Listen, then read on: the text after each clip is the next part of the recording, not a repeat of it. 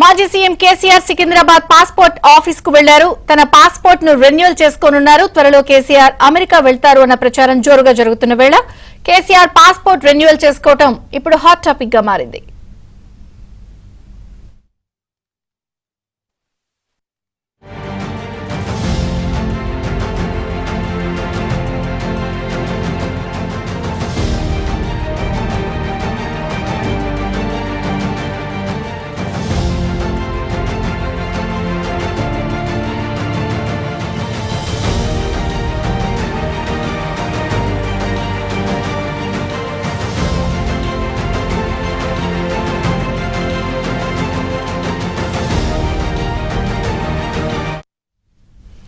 మాజీ CM KCR Secunderabad passport office కు వెళ్లారు. తన పాస్పోర్ట్ ను రెన్యువల్ చేసుకోనున్నారు.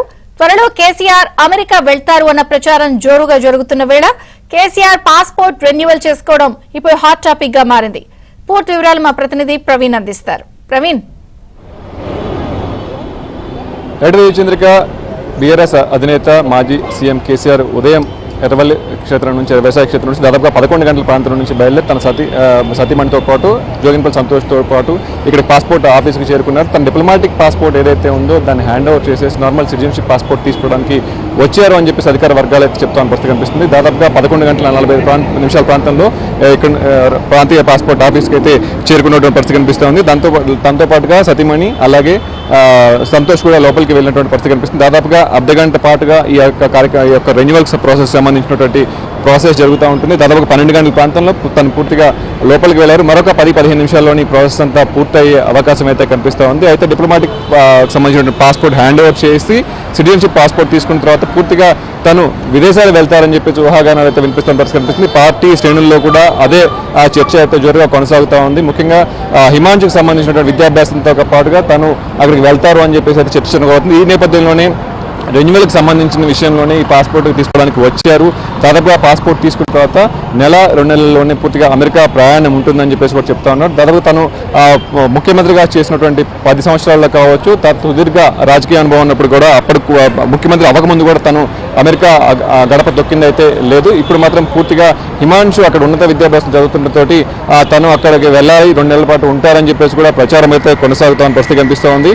పూర్తిగా ఆ డిప్లొమాటిక్ పాస్పోర్ట్ హ్యాండ్ ఓవర్ చేసి రెన్యువల్ తీసుకున్న తర్వాత ఇక్కడ నుంచి పూర్తి నందీనగర్ వెళ్తారు అని చెప్పేసి నందీనగర్లో లంచ్ బ్రేక్ తర్వాత టీఆర్ఎస్ పార్టీ సంబంధించిన విస్తృత సమావేశం జరుగుతూ ఉంది. బీఆర్ఎస్ పార్టీ ఆఫీసులో అక్కడికి చేరుకుంటారని చెప్పి చెప్తాను పరిస్థితి కనిపిస్తుంది. మొత్తానికైతే తనతో పాటుగా వచ్చినటువంటి సతీమణి వాళ్ళు జోగిన్పల్లి సంతోష్ మిగతా అధికారులందరూ కూడా లోపలికి వెళ్ళారు.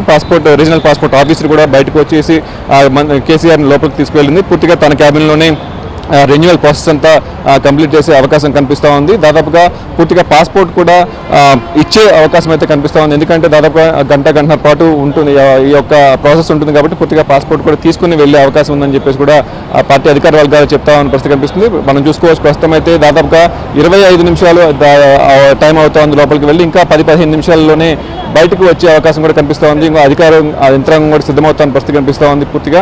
సో మొత్తం మీద అయితే ఈ యొక్క పాస్పోర్ట్ హ్యాండ్ ఓవర్ చేసుకున్న తర్వాత పూర్తిగా అమెరికా ప్రయాణం ఉంటుందని చెప్పేసి కూడా పార్టీ వర్గాల్లో తెలుసుకోవాలని పరిస్థితి కనిపిస్తుంది. మొత్తంగా అయితే ఈ యొక్క పాస్పోర్ట్ తీసుకుని ప్రస్తుతం అయితే నందీనగర్ అయితే బయలుదేరుతూ ఉన్నారు. విజయచంద్రిక.